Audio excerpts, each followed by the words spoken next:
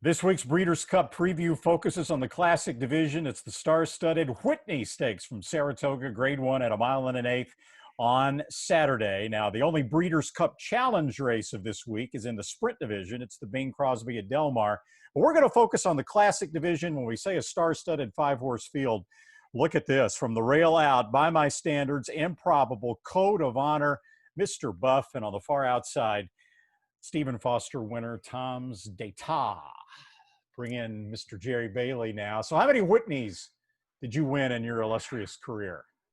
Well, because you just told me about 10 minutes ago, I'm going to tell you 5. True confessions. Okay, I like that. 5.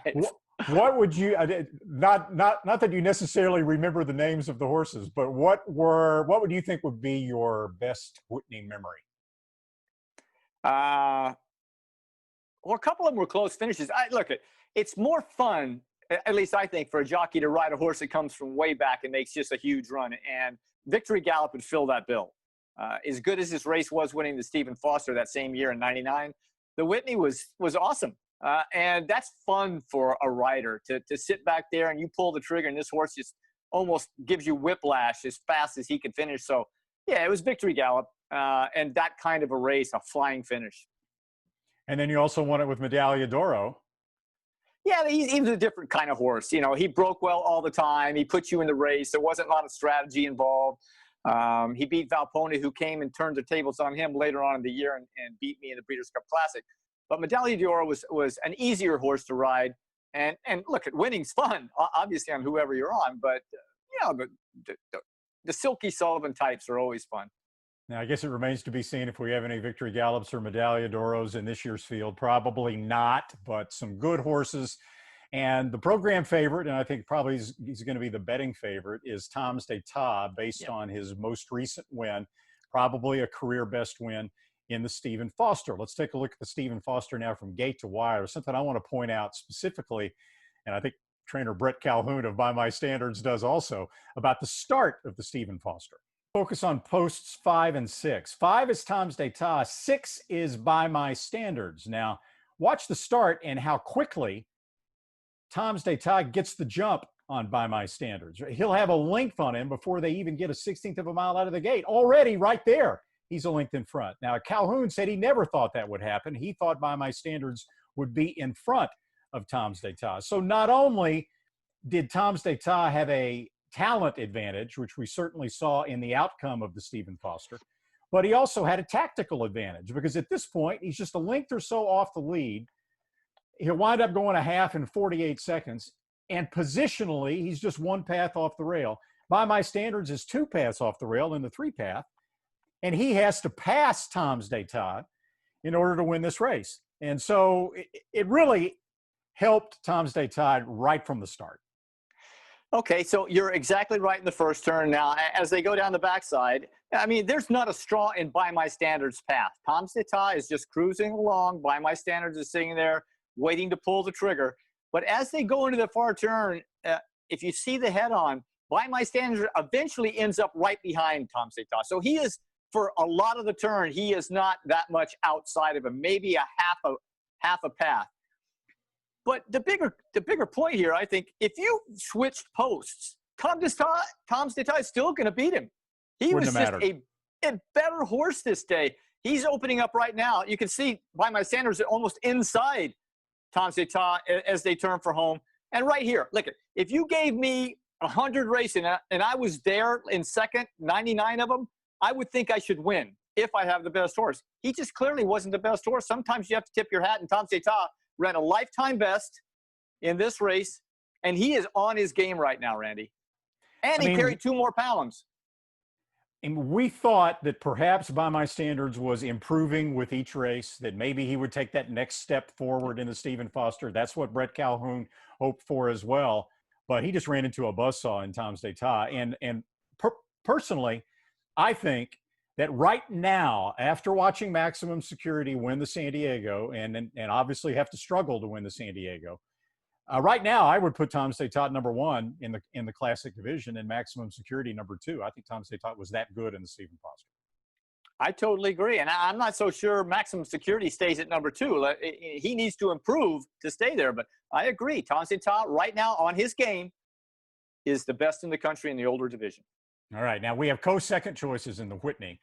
They are Code of Honor and Improbable, who goes east for trainer Bob Baffert. Let's start with Code of Honor. And I know you want to focus on his win last year at Saratoga in the Travers. It's because it's at the same track. He obviously he doesn't dislike Saratoga. I don't know that he likes it any more than any other track, but it was a big race. It was a crowded field. It was 12 or 13 horse field. He broke from the inside, I think, to 2. He dropped back and I don't know, 6, 7 lengths, something like that, made a move on the turn, had to go 3 or 4 wide. And that, to me, that was his coming out party. On paper, it looks like it might have been one of, if not the best race of his career. And Shug McGahee is really good at pointing toward a race and getting there step by step. And, you know, you're going to talk about the Met Mile. That was a stepping stone to the Whitney. And I look for a big race from Code of Honor in the Whitney. But look, he's going to have to go probably wider than most, at least on the last turn, unless he has a miracle ride. And John Velasquez is going to have to try not to lose too much ground on the last turn. Now, I don't know how it's going to shake out, and I don't think Johnny does either. But as they go on that far turn, it depends on where these horses stack up, and that's going to depend on how it unfolds in the first turn. I don't think Velasquez wants to go 4 wide turning for home, but if they're 2 and 2 and 2, then he's going to have a good chance without losing too much ground to run these horses down. Here's what I liked about his race in the Metropolitan. When you see the horses that go around the only turn in a 1-turn mile, he's about 6 lengths back at this point. Keep in mind, when you look at this race visually and you see how well the horses are bunched and you look at the race on paper, the key point to note is that Vekoma, the pace setter in here, went the half mile in 45.87 seconds. That not only is the second slowest half mile in the Metropolitan in the last 30 years, and that's as far as the charts go back in Equibase. I do pace figures. It's by far the slowest pace figure in the Met Mile of the last 30 years, and maybe even beyond that. So Code of Honor was at a huge tactical disadvantage in pace. He was at a disadvantage at a distance that's shorter than he would prefer. He would prefer 1 1/8 or 1 1/4. I think we all know that. And he also got a wide trip. He was 4 wide around the turn in the Met Mile. Still, he came running at the end, lost in a photo for second to a horse named Network Effect, who had a rail trip throughout the Met. So he was clearly the second best horse in the race behind Vekoma with all those disadvantages. I think it sets him up perfectly to run a big race, as you point out, back at Saratoga, the scene of his win in the Travers, in a 2-turn race over a racetrack that can be demanding at the 1 1/8 distance. It's certainly hard for a horse to, you know, to steal a race at Saratoga at that distance. So if Tom's D'Etat is not quite as sharp, doesn't quite get the same trip, let's say, as he got in the Stephen Foster, and he's a much shorter price, then I think Code of Honor is a very attractive proposition. But he's going to need pace. He's going to need pace. And the biggest question, and we talked about this before we started recording, is where's the pace going to come from? Mr. Buff is going to have pace, and who pushes him? Does Improbable break well enough to push him? Does Tom D'Etat, does he break well enough again? I just don't think it's going to be a killer pace like he had in the Met Mile. And you said it's a slow pace. It was slow. It was a very slow pace for that type of 1 mile around 1-turn race. Yeah. But this is what he's got to overcome. He's got to overcome what I think will be a moderate middle of the race pace. And Tom D'Etat is going to get the jump on it. And if he runs anything like he did in the Foster, Code of Honor's got his work cut out for him trying to run that horse down. Well, I agree with you that if he runs the same race he did in the Foster, Code of Honor will have his work cut out for him. But it is very unlikely that Code of Honor is going to be disadvantaged by a historically slow pace in the Whitney, as he was in the Metropolitan, as he was in the Met Mile, and he's at a distance that's much more within his wheelhouse. Yeah. He's a 2-turn horse too, Randy. You and I both know that. So yeah, this is his type of a race. You know, he won't get a killer pace to run into. It should be honest. The question is, can he go 3 or 4 wide on the last turn, which I think he's going to probably have to do, and still beat a horse like Tom D'Etat? All right, you mentioned Improbable. Now let's go back to Improbable's last race and take it gate to wire in the Okay. Hollywood Gold Cup at Santa Anita. Okay, so we all know Improbable has bad gait habits. He acts up a lot in there, and thus he gets away poorly. Now, you see him number 5 with the orange and red silks. He breaks pretty well, but for him, pretty well. But he still gets outbroken early, going a mile and a quarter here at Santa Anita. The rider's asking him to keep up in what, to me, is a fairly moderate pace for this type of a Grade 1 race. Gets his perfect outside trip, not a straw on his path, no obstacles to overcome. So Improbable at this point, going by the stands the first time, has his dream trip. He didn't have to break all that well. Although he broke well for him, he gets his perfect stalking position without having being asked. Couldn't ask for anything more than that for him. No, they go the half in over 47 seconds, which, as you point out, even at a mile and a quarter, 47.57 at Santa Anita is a pretty slow pace for that caliber of horse. He's got nothing but a 14-1 long shot Brown Storm in front of him. So you kind of know at this point that Drayden Van Dyke knows that he's got the horse in front whenever he wants him. One of his toughest competitors in there, Midcourt, who came back and ran so well against Maximum Security, didn't get out of the gate well at all in this race.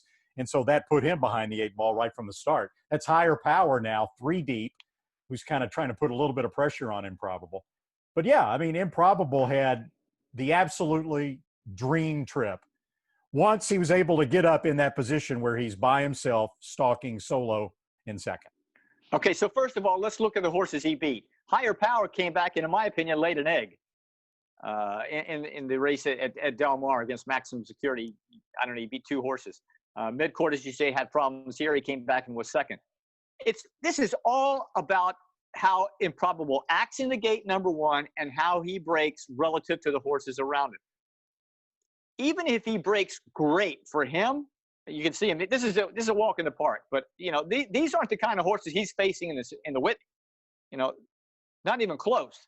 His game has got to, even in this type of race, his game has got to step up to beat a horse like Tom Zeta or Code of Honor. But it all amounts for Improbable of how he acts in the gate and how he starts. Can he wiggle his way out to some kind of an outside stalking trip without getting too far back? Because Bob Baffert has always said he likes to be close with him. So to me, it's all about the first 50 yards for Improbable. Now, you mentioned something interesting that this is the way you think, obviously, before we actually started recording this. And I'm always fascinated to hear you start strategizing these things as a former jockey. So you mentioned Tom's d'Etat, who will be ridden by Joel Rosario, and Improbable, ridden by Irad Ortiz, and the advantage that Rosario might have with his post position and with a horse in Tom's d'Etat that broke so sharply from the gate in the Stephen Foster versus Improbable. Talk about that a little bit. Okay, so first of all, we think we're going to just concede that Mr. Buff is going to go to the lead, right? He's the speed of the race. Not going to be around late, I don't think, but he's the speed of the race. So Improbable he doesn't want to go head and head with him. I mean, that kills his chances. Plus, he's pinned down on the inside if he does that. So that option's out. So if he breaks well enough and then Mr. Buff clears him, you think there's a fairly good chance that he can then flip outside and get that stalking trip. I'm going to probably disagree with that because Tom d'Etat has a jockey on him too. And if he's got a brain in his head, Joel Rosario knows that Improbable doesn't like to be pinned in there. So if he breaks well enough, and look, it's not a given because Joel Rosario is not the best gate rider in the world. Mena, who rode him in the Stephen Foster, is a better gate rider. But he's good enough to where he can get Tom d'Etat to break and then just hang right on Mr. Buff's hip, even a half a length behind him. So Improbable has to take back behind Tom's d'Etat and then get outside for that stalking trip. And if he has to do that, it's over for him, I think.